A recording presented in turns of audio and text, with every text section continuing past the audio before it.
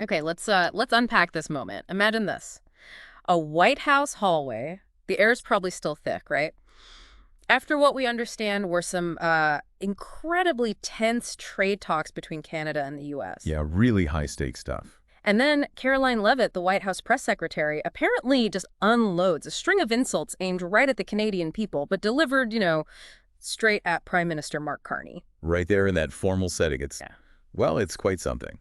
It really screams power imbalance, maybe? And it Okay. gets personal incredibly fast. What strikes me straight away is that contrast. The setting versus the outburst itself. That kind of personal attack seemingly delivered with real disdain inside the symbolic heart of the White House. Yeah. It really makes you think about the dynamics underneath it all. Exactly. So for this deep dive, we've gathered accounts, mostly text descriptions, it seems, detailing this specific confrontation between Levitt and Prime Minister Carney. Her goal today is really to dissect these key moments, to try and understand what they tell us about, well, Canada's strength, its national spirit, maybe, and fundamentally what actually happened in that hallway. And, keeping you, our listener, in mind, someone who values getting the essentials quickly, but also thoroughly, we want to offer those key insights, those aha moments, hopefully without getting bogged down in, every tiny detail. Right. We're really aiming for a clear understanding of this significant exchange Hmm. and what it truly signifies. Okay, so let's paint the picture. A White House hallway. And these aren't just, regular office corridors. No, definitely not. The sources describe this long, impressive space, polished marble floors reflecting chandeliers, historic portraits looking down. It's a place heavy with symbolism, with history. Absolutely. Solemn, you might say. And there stands Prime Minister Carney. Sharp Navy suit, apparently, surrounded by his delegation Canadian officials. You can almost feel the tension still hanging there after those tough talks with President Trump. That grandeur, the location, it's key, isn't it? It really underscores the gravity of international diplomacy. Yeah. So for such a, personal and heated exchange to happen right there, Mm-hmm. it's quite remarkable. The image of Carney and his team, all formal, it just clashes so sharply with the verbal aggression described. Then, reportedly, Levitt strides in, the click of her heels echoing. That's a detail the sources mention. Sets the scene. Yeah. No subtlety, it seems. Straight for Carney. A smug look on her face is how it's described. Apparently put out he hadn't greeted her. Oh, interesting detail. And in the opening shot, Prime Minister Carney, she calls out, loud enough for everyone. That meeting with President Trump was a disaster, wasn't it? Word is, Canada got nothing. Some negotiator you turned out to be. Wow. Straight in. That's a direct hit, right? You can almost feel the collective sharp intake of breath from the Canadians. That initial comment, it's clearly meant to wound, isn't it? Yeah. To publicly undermine Carney and, by extension, Canada's position. Yeah, that world-class negotiator bit sounds laced with sarcasm. Totally. And what's interesting is how fast Levitt frames what were likely very complex trade talks in such a, personal and dismissive way. But Carney apparently keeps his cool. The sources really highlight his calm yet firm reply. He makes the point that negotiations are a long game, he says, not a performance. Good line. And then he gets a subtle jab back at Levitt, referencing her own press briefings and having to manage presidential social media outbursts. Turning it back slightly. You can sort of sense how his background, leading the Bank of Canada, Bank of England, it lends a certain weight to that measured tone. Precisely. He seems to avoid getting dragged into just an emotional shouting match. His response feels calculated. Yeah. By mentioning his own experience, maybe even hinting at challenges on the U.S. side, he's trying to regain some control of the narrative, I think, without stooping to her level. But Levitt apparently doesn't back down. She escalates, calls him a banker playing dress-up in politics. Ouch. And claims Canada's quaking in its boots before President Trump. The sources really emphasize the contempt in her voice. Trying to paint a picture of weakness. But Carney fires back, saying, politics isn't about who can shout the loudest. He even brings up leading Canada through the 2008 financial crisis. Drawing on history. And a quote from his 2023 Davos speech. Vision isn't dreaming, it's knowing your destination. It's like he's trying to remind her and everyone else there of his track record. That mention of 2008 is significant, isn't it? He's using a past example of, effective leadership under serious pressure to directly counter her claims of Canadian weakness. Right. And the Davos quote, it adds this layer of thoughtful strategy to his response. Yeah. Suggests a more considered approach than just reacting emotionally. Then comes the really inflammatory part. Levitt reportedly calls Canadians freeloaders, Wow. clinging to American trade, she says, and claims Canada would crumble without the U.S. Okay, that's a huge The escalation. sources describe it like a punch to the gut, a direct assault on the whole country. Yeah, that's not just about Carney anymore. Apparently, the Canadian officials are visibly shocked. And for a moment, Carney himself reportedly just freezes.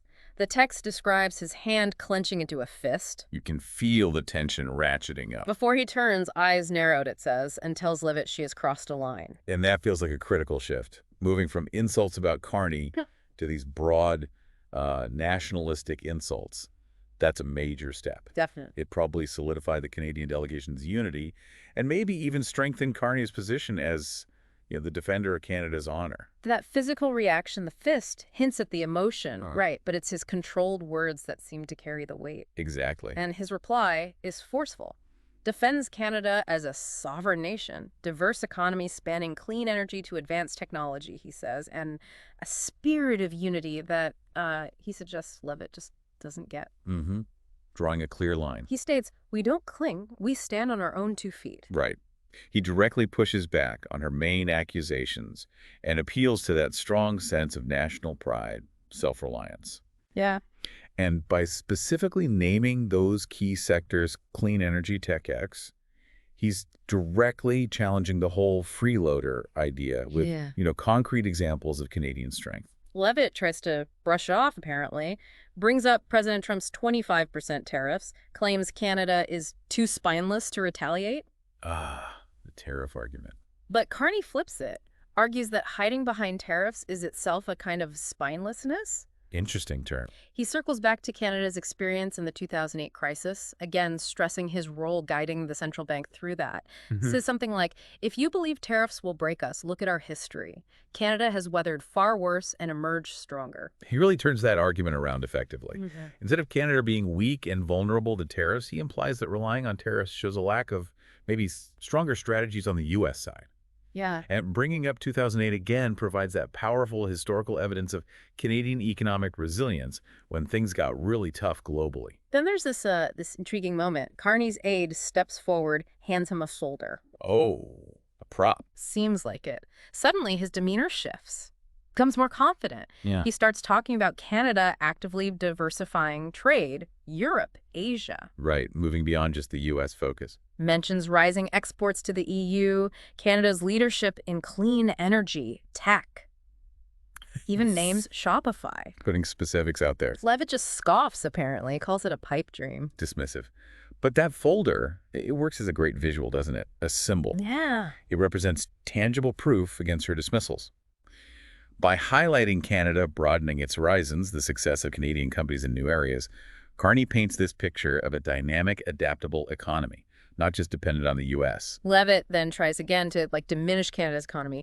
Calls it a one-trick pony, timber and maple syrup, she apparently says. Obviously, timber and maple syrup. Yeah. The sources say the Canadian officials actually had trouble not laughing. I can believe it. That's quite outdated. And Carney's response is described as wonderfully ironic. He just calmly repeats Canada's leadership in clean energy tech, the global reach of companies like Shopify, Canada's role in the G7 pushing for fair trade and green tech. It sounds like a major miscalculation on Levitt's part. Really reveals a lack of current understanding of Canada's economy. Totally. And it gives Carney a perfect opening to highlight Canada's actual modern strengths on the world stage, directly undermining her attempt to paint it as, insignificant. Next, Levitt pivots back to personal attacks on Carney. No real politician, amateur banker. Doubling down on the personal. References the chaos in Parliament, the fragility of his minority government, which the sources remind us started in April 2025. Trying to exploit perceived political weakness. But Carney's response focuses on ideas. National unity isn't simply measured by the number of seats in Parliament, he says, but by the collective will of a nation. And again, he invokes Canada's history of overcoming challenges. That's quite skillful, actually. Redirecting from potential political vulnerability, a minority government can be tricky towards this deeper sense of shared identity and history. Right. It's a strategic move, reframing it from political weakness to inherent national strength. And then, just as Levitt looks ready to, keep going, a U.S. official interrupts, says she's needed back in the briefing room, Ah, an interruption. Timing is everything. totally cuts off her momentum, and Carney jumps on the chance, reiterates that diplomacy, negotiations, they're about building a future together, not getting lost in petty squabbles. That interruption is a huge turning point, isn't it? It stops her attack cold, Yeah. and it lets Carney regain control, frame himself as the more mature, strategically focused one by talking about the future, not petty squabbles. Carney then delivers this really powerful closing statement, asserts Canada's vital role, NATO cornerstone, G7 leader, key link in global supply chains, especially, again, clean energy and advanced tech. Broadening the scope beyond just trade. And he delivers this line, "We are not a dependent nation. We are an indispensable partner." Indispensable. Strong word choice. Directly refutes Levitt's earlier claim that Canada needs the U.S. more.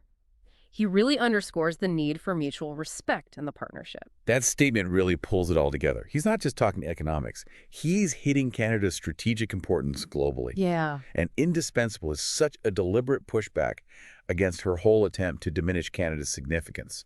Highlights the mutual benefit. He wraps up with this really strong message about the unbreakable spirit of Canadians, their history of overcoming adversity, their readiness to negotiate as equals, but without, bowing to insults. Mm-hmm. He states firmly, Canada is prepared to negotiate as equals, but we will never yield to insults or intimidation. That is the Canadian way. Powerful ending. The sources suggest Levitt looked pretty shaken by this resolute stance, while Carney remained, unflappable. That final statement, it feels crafted to resonate deeply back home in Canada, right? Taps into national pride, reinforces those core values of standing firm under pressure. It's a memorable way to end the confrontation. And the aftermath. What happened next? Well, reports indicate reporters quickly swarmed the hallway. Carney gave a brief statement, something about defending Canada's honor. And Levitt Apparently slipped away pretty unnoticed. And predictably, Canadian news outlets jumped all over it. Lots of praise for Carney's defense. Headlines like "Lonely Levitt" started trending online. Lonely Levitt. Captures the mood, I guess. Yeah, it definitely captures the public perception that she kind of came out of that exchange isolated and maybe discredited. So the key takeaway then from digging into this, it seems this very personal clash right there in the White House ended up highlighting Canadian unity, maybe, resilience, national pride facing down some pretty aggressive attacks and economic pressure. Absolutely. And as you've listened to this unfold, it's worth considering, perhaps, how this story reflects that basic importance of national identity, of standing firm on your values. Was there a particular moment or line in that exchange that really stood out to you? Yeah, good question. And maybe one final thought to leave you with.